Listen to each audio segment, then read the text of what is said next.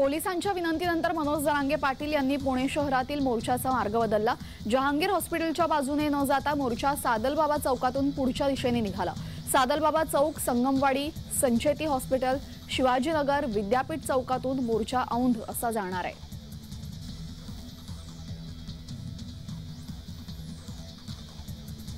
मनोज जरांगे पाटील यांच्या नेतृत्वात मराठ्यांची निघालेली पायी दिंडी 25 जानेवारी रोजी पनवेलमध्ये धडकणार आहे। पनवेलमध्ये दुपारचं भोजन केल्यानंतर सर्व आंदोलक नवी मुंबईतील एपीएमसी मध्ये मुक्कामासाठी येतील।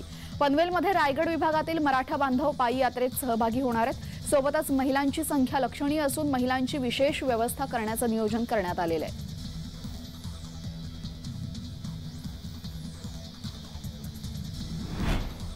मनोज जरांगे पाटील यांच्या नेतृत्वाखाली निघालेल्या मराठ्यांचा पायी मोर्चा गुरुवारी नवी मुंबईत मुक्कामासाठी येणार आहे। या लाखो मराठा बांधवांची राहण्याची सोय एपीएमसी मार्केट परिसरात करण्यात आली असून या मराठा बांधवांच्या जेवणाची सोय करण्यासाठी 4 भाकरी प्रेमाच्या ही संकल्पना राबवण्यात येते।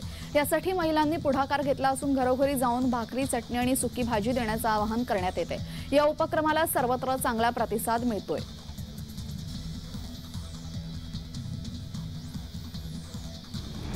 बाबरी मशीद पाडल्यानंतर राम मंदिर जोपर्यंत पूर्ण होत नाही तोपर्यंत पायात चप्पल न घालता अनवाणी फिरण्याचा संकल्प जळगाव जिल्ह्यातील करसेवक विकास भावसार यांनी केला होता। अयोध्या इथं नुकतंच प्रभू श्रीरामांच्या मूर्तीची प्राणप्रतिष्ठा झाली।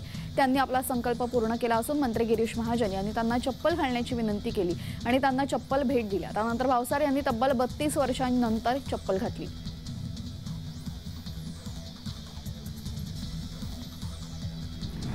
पालघरच्या पूर्व भागातील धरमपूर परिसरात फ्लेमिंगो हा स्थलांतरित पक्षी मृत अवस्थेत आढळून आलेला आहे।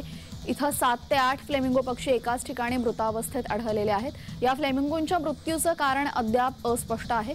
जंगलातून जाणाऱ्या हाय पॉवर विद्युत प्रवाहाच्या झटक्याने मृत्यू झाल्याचा प्राथमिक अंदाज इथं व्यक्त करण्यात आलेला आहे।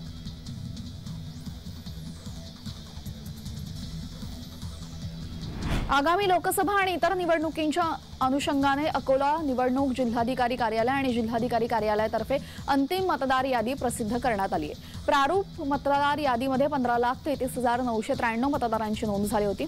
मात्र जिल्हाधिकारी कार्यालयातर्फे सुरू करण्यात आलेल्या मतदार जनजागृती आणि विविध कार्यक्रमाच्या मोहिमेअंतर्गत अंतिम यादीमध्ये ही संख्या वाढवून 15,62,070 इतकी झालेली आहे।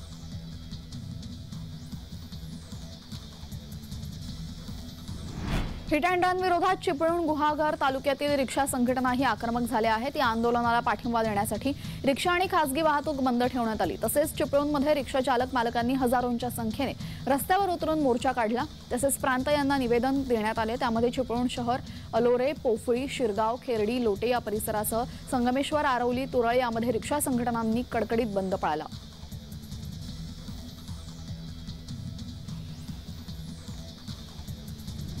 नागपूरच्या संविधान चौकात अंगणवाडी सेविकांकडून अनोखा आंदोलन करण्यात आलं। अंगणवाडीची शाळा भरवून हे आंदोलन करण्यात आलं। आपल्या विविध मागण्यांसाठी अंगणवाडी सेविकांचं मागील अनेक दिवसांपासून राज्यभर आंदोलन करण्यात येते। अंगणवाडी सेविका आंदोलकांनी नागपूरच्या व्हरायटी चौकामध्ये घेराव केल्याने बराच काळ वाहतुकीची कोंडी निर्माण झाली। अंगणवाडी सेविकांनी पुन्हा संविधान चौकात सरकारचं लक्ष वेधण्यासाठी अंगणवाडीची शाळा भरावीत असं अनोखं आंदोलन केलेलं आहे।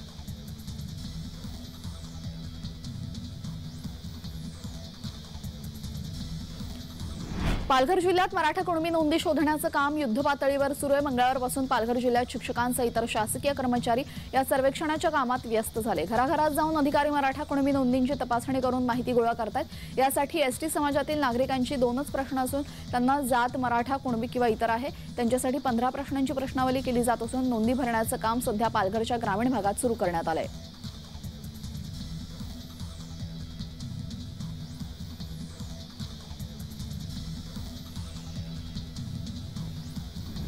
डॉक्टर बाबासाहेब आंबेडकर मराठवाडा विद्यापीठाच्या कुलगुरूपदी विजय फुलारी यांची नियुक्ती करण्यात आली। राज्यपाल तथा कुलपती रमेश बैस यांनी टॉप 5च्या मुलाखती घेतल्यानंतर तब्बल 20 दिवसांनी डॉक्टर बाबासाहेब आंबेडकर मराठवाडा विद्यापीठाच्या कुलगुरूपदी ही निवड झालेली आहे। डॉक्टर विजय फुलारी हे कोल्हापूर विद्यापीठातील भौतिकशास्त्राचे वरिष्ठ प्राध्यापक आहेत। त्यांच्यावर अभिनंदनाचा वर्षाव होतोय।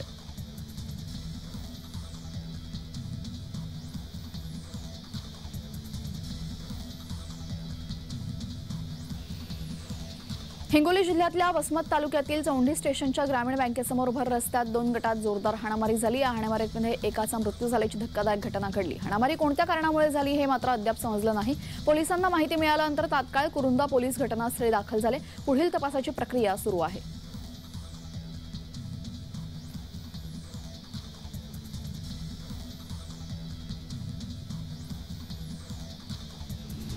सोलापूरचं ग्रामदैवत शिवयोगी सिद्धेश्वर राम या यात्रेमध्ये 2 ते 3 वर्षाच्या मुलांना अंगाला केमिकल्स लावून भीक मागायला लावणारा टोळीचा एक व्हायरल व्हिडिओ समोर आलेला आहे। त्यामुळे हा पर्दाफाश झालेला आहे। संबंधित सगळे यूपी बिहार मधील असल्याचं सांगितलं जात आहे। पोलिसांनी त्यांना ताब्यात घेतलेलं आहे।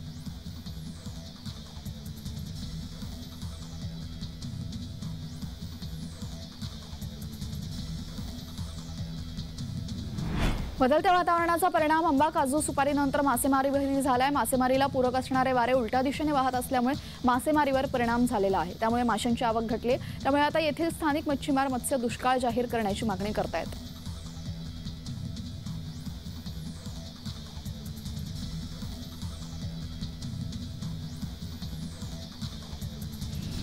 गणेश मूर्ती घडवण्यासाठी पर्यावरणास हानिकारक ठरणाऱ्या प्लास्टर ऑफ पॅरिसचा वापर टाळण्यासाठी मुंबई महापालिकेने गेल्या वर्षीच्या गणेशोत्सवात मूर्तिकारांना शाडूच्या मातीचा मोफत पुरवठा केला। पालिकेने गेल्या वर्षी 500 टन शाडूची माती खरेदी केली। त्यासाठी 22,24,000 रुपये खर्च आला। तसेच अशी माहिती प्रशासनाकडून देण्यात आलेली आहे।